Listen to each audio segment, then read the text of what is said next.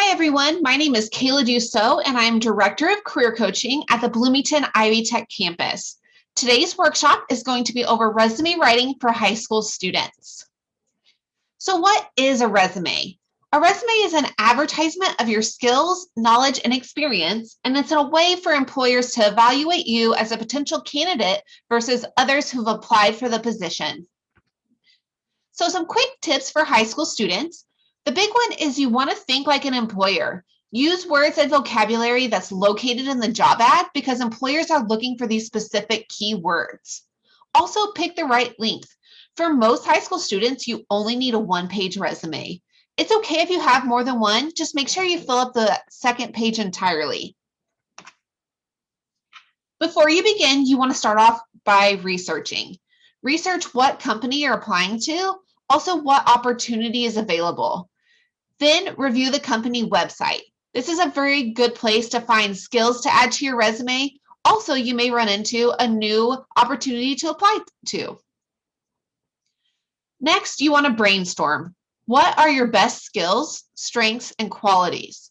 Also, what experiences do you have on the job, in the classroom, or even extracurricular activities that can show leadership, honors, work ethic, and academic success? Next, we're going to look at the different areas that make up a resume. And the first is contact information. This is always located at the top of the resume. You want to be sure you provide current information.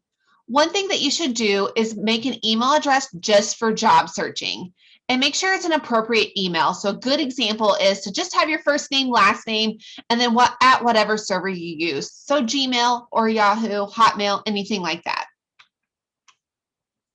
Here's an example so you can see it's pretty straightforward. You have your first and your last name, then you have your address line, and then the third line is your email address and phone number.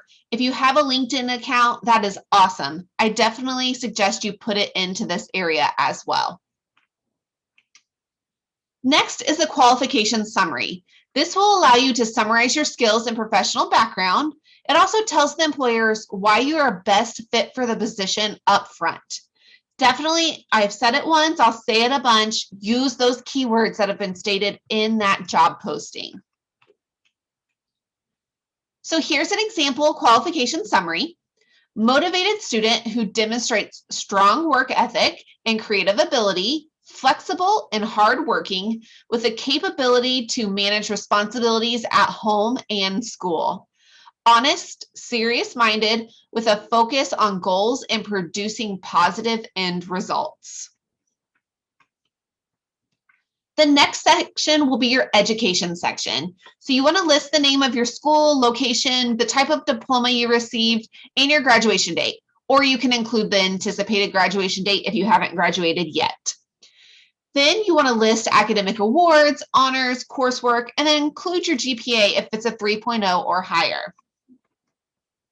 Here's an example of an education section. So you want to put the name of your high school, the location. On the next line, you can put what degree you have. So for this example, we did Core 40 with academic honors, and then expected graduation date.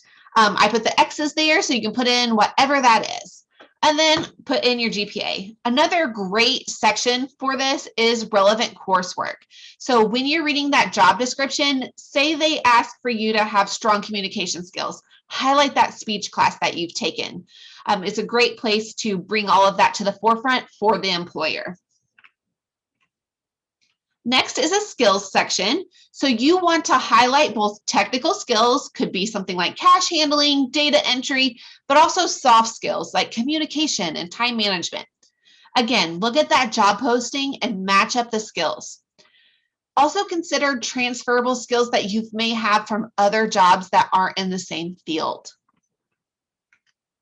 So here's an example of a skills section.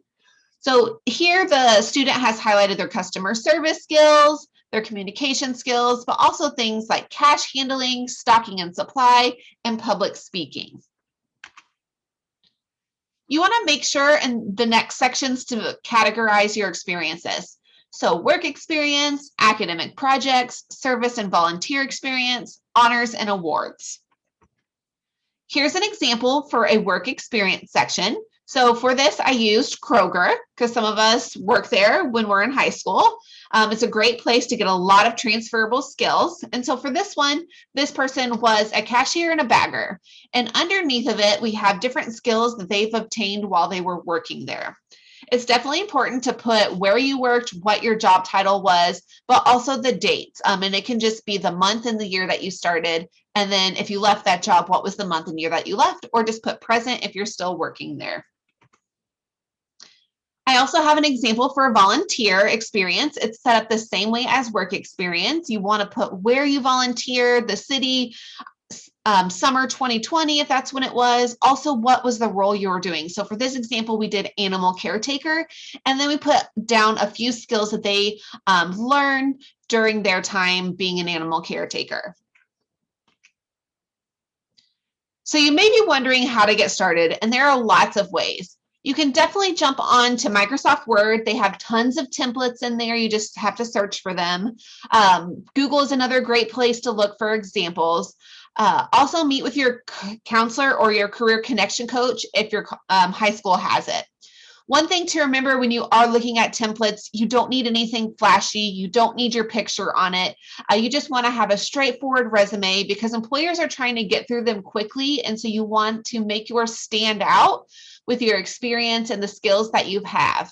And that's where your counselor or your career connection coach can help. Another amazing website to check out is Own It Online. This website has detailed descriptions of the world of work. It's used by job seekers, workforce development, and HR professionals, as well as students and researchers. And I have an example of the Own It page. So when you're on there, you can search for any job title there is. So I searched cashier because I wanted to show you that. It does show sample job titles for you, but I want to bring your attention to the tasks section. So this is a great place to go to look at what kind of skills does a cashier have. Like I said, you can look up any job title. One thing that you want to do is you can see the red circle, click the plus button because right now it's only showing 5 of 29 different skills that a cashier should have. And this is a great place to go to get ideas to put into your resume under those different skills section, under your work experience or even your volunteer experience. So last, I want to touch on the cover letter. The purpose of the cover letter is to introduce yourself to an organization. You want to demonstrate your interest in the company and the job opening, as well as draw your attention to your resume. And then it'll also motivate the reader to interview you. So a cover letter is set up just like a basic letter that we learned about in school. You want to have your contact information at the top.